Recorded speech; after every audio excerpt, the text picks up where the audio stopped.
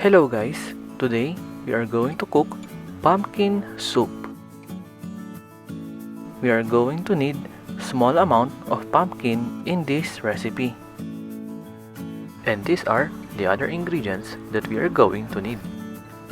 First, we are going to cut the pumpkin in the middle so the skin can be easily removed. We also need to remove the seed part of the pumpkin.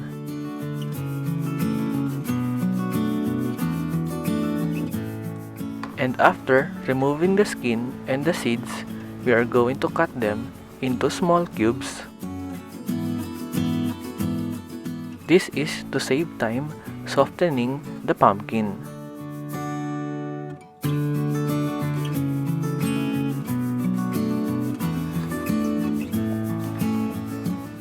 Now, we are going to chop the garlic. This is for additional flavor.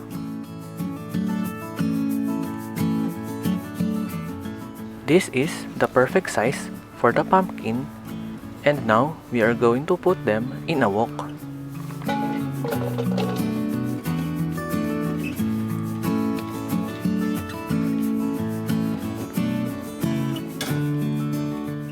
Then, add the chopped garlic.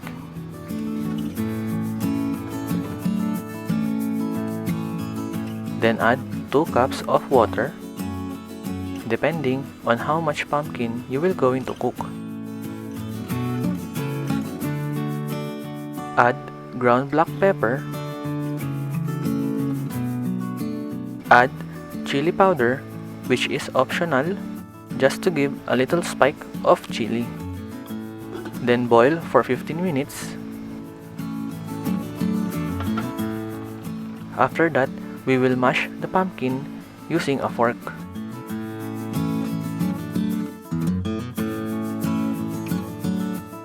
And then boil again for 5 minutes.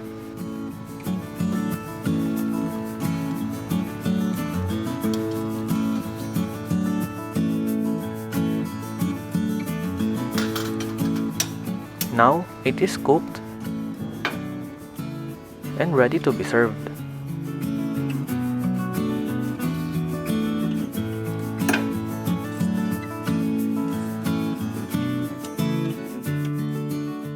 This is best served while hot.